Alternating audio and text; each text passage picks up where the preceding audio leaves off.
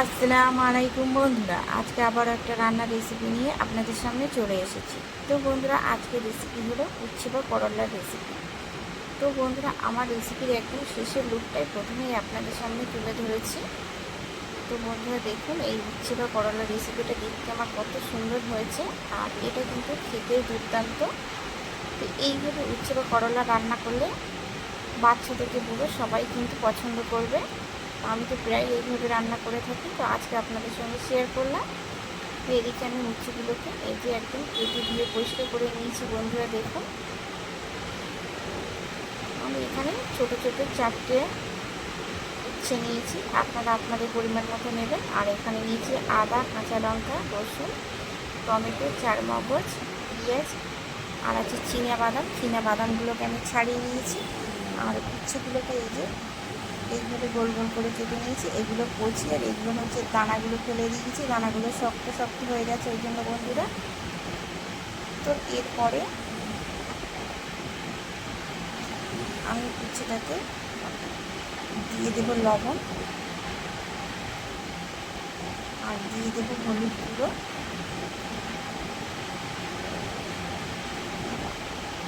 তো এবারে আমি খুব ভালো করে লবণ আর হলুদ হাতের সাহায্যে খুব ভালো করে মেখে নেব।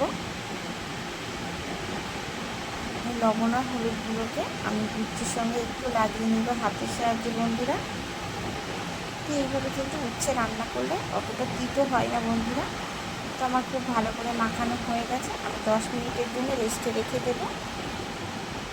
তার মধ্যে এদিকে আমি একটা মশলা বানিয়ে নেব। তো কড়াটা আমার গরম হয়ে গেছে, কড়াতে দিয়ে দিলাম অল্প করে একটু সরিষার তেল, আর তেলটা আমার গরম হয়ে গেছে।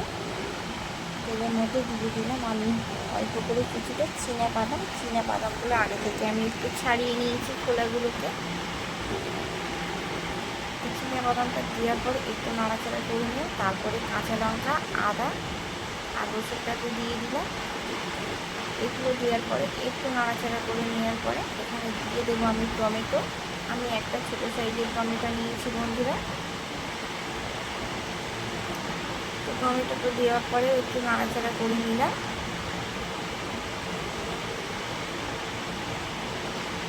তো এরপরে দিয়ে দেবো আমি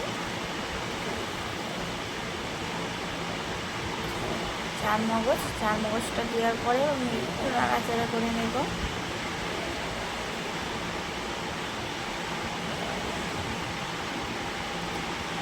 এদিকে মশলাটা আমার খুব ভালো করে এই যে ভাজা হয়ে গেছে, তো আমি এবারে নামিয়ে নিলাম।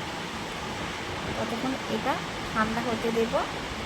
আর এদিকে আমার এই যে উচ্ছে থেকে কতটা পরিমাণে জল বার হয়েছে দেখুন বন্ধুরা। তো উচ্ছেগুলোকে আমি একটু চেপে চেপে অন্য একটা পাত্রে তুলে নেব। এদিকে আমি অন্য একটা পাত্রে উচ্ছেগুলোকে চেপে তুলে নেব, আর এদিকে দেখুন কতটা জল বার হয়েছে। এইভাবে উচ্ছে রান্না করলে তিতো ভাবটা অনেকটাই কম লাগে বন্ধুরা, ওই জন্য বাচ্চারাও খেতে পছন্দ করে। তো তারপরে এদিকে আমি উচ্ছেগুলোকে একটু ভেজে নেব। এখানে আমি আলাদা করে লবণ আর হলুদ ব্যবহার করব না। তো উচ্ছেগুলোকে আমি একটু ভেজে নেব, খুব বেশি লাল লাল করে ভেজে নেব না, 80% মতো আমি উচ্ছেগুলোকে ভেজে নেব। উচ্ছেটা তো এদিকে আমার ভাজা হতে থাক বন্ধুরা, আমি ঢাকনাটা চাপা দিয়ে দেবো, তাহলে তো আটকে সিদ্ধ হয়ে যাবে। আর মশলাটাকে একটা মিক্সারের মধ্যে দিয়ে দিলাম, আর অল্প করে একটু জল দিয়ে দিলে বন্ধুরা এবারে ওইগুলোকে আমি পেস্ট করে নিয়ে আসলাম। তো তার মধ্যে এদিকে দেখুন উচ্ছেটাও আমার অনেকটা নরম হয়ে গেছে।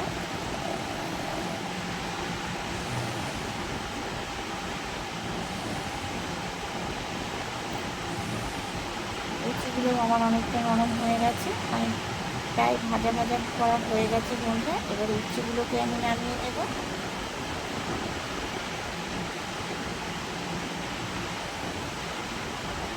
উচ্ছেগুলোকে আমি একটা পাত্রে নামিয়ে নিলাম দেখুন বন্ধুরা। তো আমি আবার ওই কড়াতে একটু অল্প করে সরিষার তেল দিয়ে দিলাম, আর তেলটা গরম হয়ে গেছে। ফোড়নে দিয়ে দিলাম অল্প করে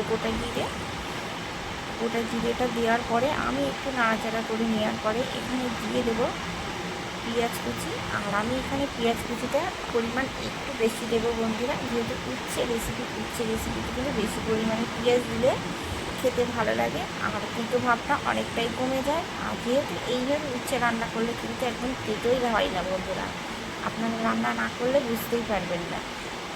অন্য একটা বাটি নিয়ে আমি দিয়ে দিলাম প্রথমে হলুদ গুঁড়ো, দিলাম ধনে গুঁড়ো। এখানে আমি আলাদা করে জিরে গুঁড়ো আর দেবো না, আর কালারের জন্য দিয়ে দেবো অল্প করে একটু কাশ্মীরি লঙ্কার গুঁড়ো। এরপরে আমি এখানে একটু জল দেব, জল দিয়ে মশলাটাকে আমি একটু গুলে নেব। তো মশলাটা এইভাবে গুলে নিয়ে রান্না করলে অনেক সময় মনে হয় যে না আমি বাটা মশলা দিয়ে রান্না করছি বন্ধুরা।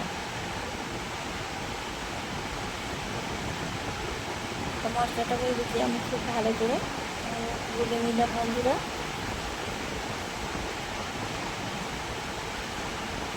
পেঁয়াজটা ওইদিকে আমার অনেকটাই নরম হয়ে এসেছে। পেঁয়াজটাকে কিন্তু আমি একদম লাল লাল করে ভাজবো না বন্ধুরা, একটু নরম করে নেব। তো পেঁয়াজটা আমার অনেকটাই নরম হয়ে গেছে। তো এরপরে ওই যে মশলাটাকে পেস্ট করে রেখেছিলাম সেই পেস্টটা আমি এই পেঁয়াজের মধ্যে দিয়ে দেবো। তো মশলার পেস্টটা দেওয়ার পরে খুব ভালো করে নাড়াচাড়া করে নিলাম। আর মিক্সারটাকে দিয়ে এই যে অল্প করে একটু জল দিয়ে দিলাম, দিয়ে মশলাটাকে আমি একটু কষে নেব।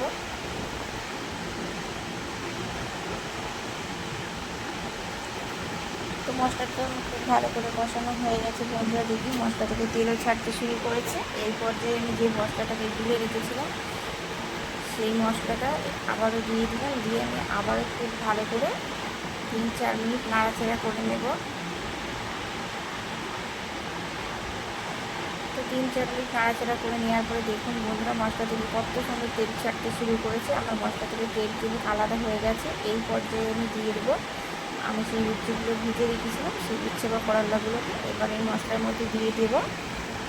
দিয়ে দেওয়ার পরে খুব ভালো করে মশলার সঙ্গে আমি আবারও 2-3 মিনিট নাড়াচাড়া করে নেব।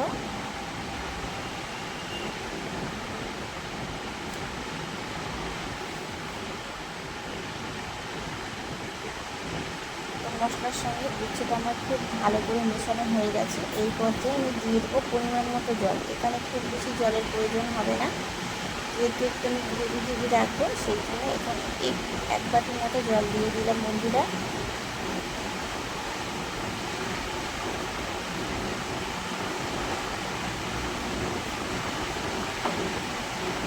দেখুন বন্ধুরা কত সুন্দর হয়েছে, মশলা থেকে তেলও ছাড়তে শুরু করেছে, মানে বা করলার রেসিপিটা আমার একদমই রেডি। দেখতে কতটা লোভনীয় হয়েছে দেখুন বন্ধুরা। এইভাবে কিন্তু উচ্ছে রান্না করলে বাচ্চা থেকে বুড়ো সবাই কিন্তু পছন্দ করবে, আর এটা কিন্তু অতটা দিতে হয় না বন্ধুরা। তো আমার রেসিপিটা যদি আপনাদের ভালো লেগে থাকে তাহলে অবশ্যই লাইক, কমেন্ট, শেয়ার এবং সাবস্ক্রাইব করে আমার পাশে থাকবেন বন্ধুরা। দেখা হচ্ছে অন্য কোনো রেসিপির সঙ্গে। আজকের মতো আল্লাহ হাফেজ।